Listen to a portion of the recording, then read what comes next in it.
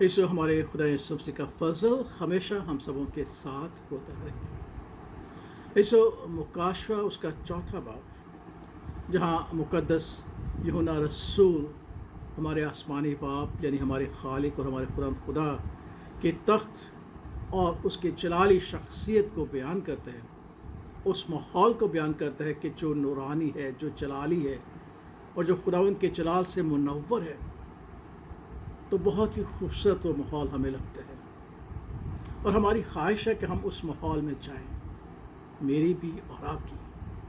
हम खुदावंद का शुक्र अदा करते हैं कि खुदावंद के रूबरू उसके तख्त और उसकी जलाली शख्सियत के सामने हम जा सकते हैं, क्योंकि खुदावंद ने अपना इकलौता बेटा इस दुनिया में भेजा और उसका ये वादा है कि मैं चाहता हूँ ताकि तुम्हारे लिए जगह तैयार करूँ, ताकि जहाँ मैं हूँ वहाँ तुम भी हो। और वो उस जलाली तख्त का वारिस है और खुदा बाप के दैनी खड़ा और बैठा है और वो हमारी शिफायत करता है और वही हमें वहाँ पहुँचाता है। ये हमारे लिए नहायत खुशी और बाइस तक़वियत है कि हम अपने खुदावंद खुदा के उस जलाली तख्त और उसकी जलाली शख्सियत के रूबरू अपने खुदा यीशु मसीह के वसीला से खड़े होंगे, जाएंगे और सकूनत करेंगे। लेकिन आज एक खूबसूरत वादा है जो उस माहौल में हम देखते हैं कि उन बुजुर्गों ने हम पर ज़ाहिर किया, जो खुदावंद के तख्त के सामने अपने तख्त लगाए हुए थे और उसकी हम्द व सिताइश करते थे। खुदावंद का पाक कलाम हमें सिखाता है, और जब वो जानदार उसकी तमजीद और इज़्ज़त और शुक्रगुजारी करेंगे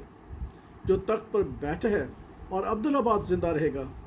तो वो 24 बुजुर्ग उसके सामने जो तख्त पर बैठे है गिर पड़ेंगे और उसको सिजदा करेंगे जो अब्दुल्लाबाद ज़िंदा रहेगा, और अपने ताज ये कहते हुए उस तख्त के सामने डाल देंगे कि ऐ हमारे खुदावंद और खुदा, तू ही तमजीद और इज़्ज़त और कुदरत के लायक है, क्योंकि तू ही ने सब चीज़ें पैदा की और वो तेरी ही मर्ज़ी से थी और पैदा हुई। वो बुजुर्ग खुदावंद की तमजीद करते हुए कहेंगे, ऐ हमारे खुदावंद खुदा, ऐ कादिर मुतलिक, ऐ हमारे खालिक व परवरदिगार, ये तूने सब कुछ पैदा किया है, ये तेरी मर्ज़ी से थी, तेरी खुशी के लिए थी और तुझे पसंद थी। और जब इसे हम इस बात को याद करते हैं कि खुदावंद की हर एक तख्लीक उसकी पसंदीदा तख्लीक है और उसने अपनी मर्ज़ी से, अपनी खुशी से बनाया ताकि वो खुशी और शादमानी हासिल करे, तो हम अपनी तख्लीक पर गौर करते हैं कि खुदावंद ने हमें भी तख्लीक किया है, खुदावंद ने हमें भी बनाया है। और पैदाइश की किताब हमें सिखाती है, तब खुदा ने कहा कि आओ हम आदम को अपनी शबीह और सूरत पर बनाएं, और फिर उसने आदम को बनाया। और खुदा का पाक कलाम में सिखाता है कि जब उसने देखा तो कहा बहुत ही अच्छा है। यीशु हमारी पैदाइश, हमारी तख्लीक और हमारा बनाया जाना खुदावंद की मर्ज़ी के मुताबिक है। एक तर्जमा कहता है कि ये चाहता था खुदावंद कि हमें बनाए, इसलिए उसने हमको बनाया है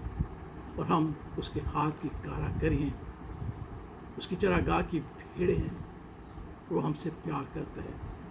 और न सिर्फ हमें अपनी तख्लीक ही के एतबार से प्यार करता है, बल्कि वो अपने बेटे हमारे खुदा यीशु मसीह के वसीला से हमें अपनी हक बख्शता है कि हम उसके बेटे और बेटी ठहरें। और खुदा का पाक कलाम कहता है कि जब हम उसके बेटे और बेटियां हैं तो हम मसीह के हम मेरास हैं और खुदा की हर एक चीज़ के वारिस भी हैं। कितना खूबसूरत वादा है कि हम उसकी मर्ज़ी से पैदा हुए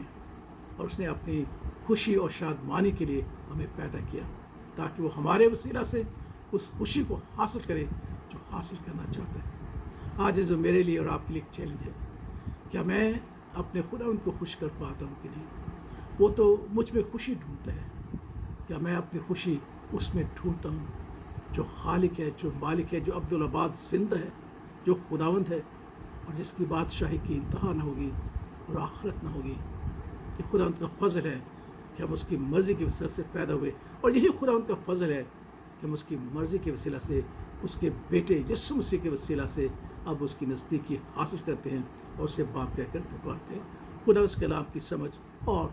भेद हमें और ज़्यादा दे, ताकि हम उसकी परस्तिश और उसकी इबादत करने वाले ठहरें। آمین.